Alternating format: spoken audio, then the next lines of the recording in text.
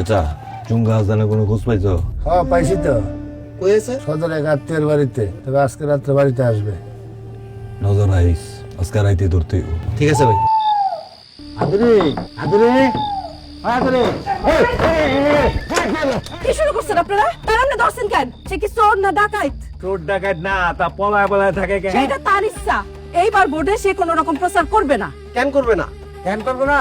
কালকে মির্জাবাড়ির সামনে যে বট গাছ, ওই বট তলা দাঁড়ায় আমি সকলের সামনে বলবো কেন এবার নির্বাচনের প্রচারে নামবো না। ভাই সাহেব, গ্রামবাসী ভাই সাহেব, আর চিন্তা নাই।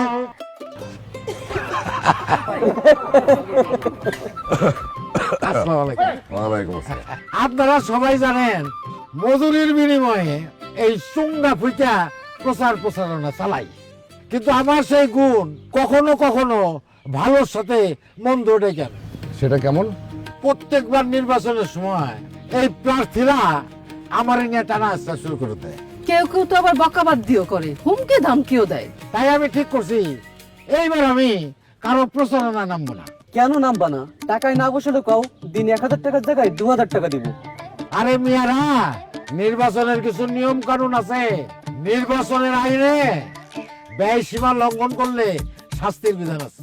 আর নির্বাচনে কত টাকা খরচ করবা সেটা কড়াই গন্ডায় ব্যাংক অ্যাকাউন্টের মাধ্যমে হিসাব দিতে হবে।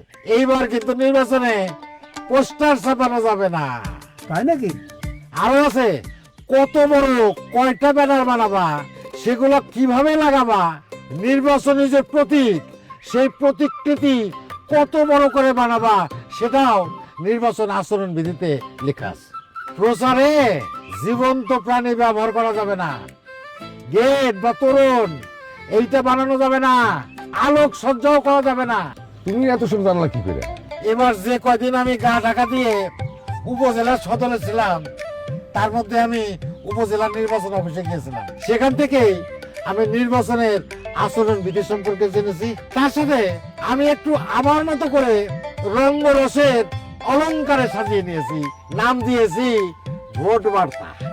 শুনবেন চাচা? অবশ্যই শুনবো। এখন তো আসলে রক্ত হয়ে গেছে। হ্যাঁ মাগরিবের পরে সবাই মিলে বসি, কি কও তোমরা? ঠিক আছে, সব ঠিকঠাক আছে রে? ওয়ালাইকুম সালাম। ওয়ালাইকুম সালাম। হাসান আলী, শোনাও দেখি তোমার ভোট বার্তা।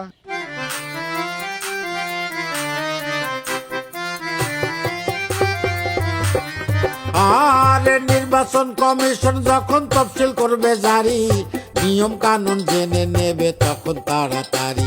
ভুল করলে কুল হারাবে, পাবে না তো ক্ষমা, বিধি মতো মনোনয়ন দিতে হবে জমা। প্রতিটি বরাদ্দ পেলে তারপর থেকে প্রচার শুরু করতে হবে বিধি মনে রেখে।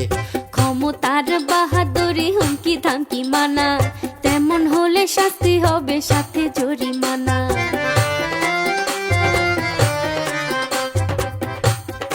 আর কমিশনের ম্যাজিস্ট্রেটের ধারে কাছেই আছে, অভিযোগ থাকলে কারো যাবে তিনার কাছে। বিধি মতে সব সমাধান করে দেবেন তিনি, চলবে না কোতাল বাহানা, নিবে সেটা মানি। আর নির্বাচনের সব মালামাল যা প্রয়োজন হবে, পুলিশি পাহারায় সবই কেন্দ্রে পৌঁছে যাবে। ভোটার হলে ভোটের দিনে ভোট কেন্দ্রে যাবে, সব নিয়ম বিধি মেনে সবার ভোট দিতে হবে। এইবার শোনেন, ভোট দেবেন কিভাবে সবাই ভালো করে শুনবেন, বিশেষ করে যারা এবার নতুন ভোটার হয়েছে।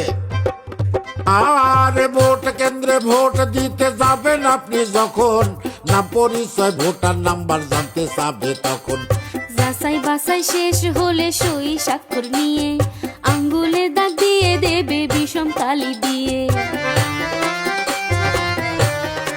আরে এই কালির এমনই গুণ একবার লাগলে পরে থেকে যাবে ভোটের চিহ্ন দিনে কতেক ধরে।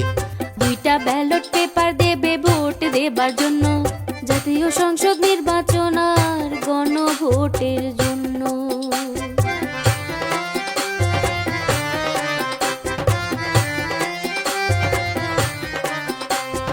আরো দেবে সিল মোহর কালি থাকবে তাতে চলে যাবেন গোপন ঘরে কেউ না দেখে যাতে মার্কা দেখে সংসদের ভোট দেবেন সাজা এটা আপনার অধিকার মনে রাখবেন তা গণভোটের মতো জানাবেন হ্যাঁ কিংবা না আরে সিল মারা শেষ হলে ব্যালট পেপার দুটো ভাঁজ করে ভোটের বাক্সে ফেলতে হবে দ্রুত ভোট দেয়া শেষ হলে বিলম্ব না করে ভোট কেন্দ্রে সীমা ছেড়ে আসতে হবে সরে নাগরিক আপনি দেশের ভোটটাই অধিকার দেশ ও দশের মঙ্গলে তা করেন ব্যবহার নাগরিক আপনি দেশের ভোটটা অধিকার দেশ ও দশের মঙ্গলে তা করেন ব্যবহার বাহ কি সুন্দর কথা কথা কি বোঝা গেল খালি ভোট দিলেই হবে না দেখে শুনে বুঝে দিতে হবে ভোট দিতে হবে দেশের কল্যাণের কথা ভেবে এবার বলি শেষ কথা আমার ভোট আমি দেব দেখে শুনে বুঝে দেব আমার ভোট আমি দেব ভালো কাজে শরীক হব এইবার আমার সাথে সাথে বলেন আমার ভোট আমি দেব দেখে শুনে বুঝে দেব আমার ভোট আমি দেব ভালো কাজে শরীক হব হ্যাঁ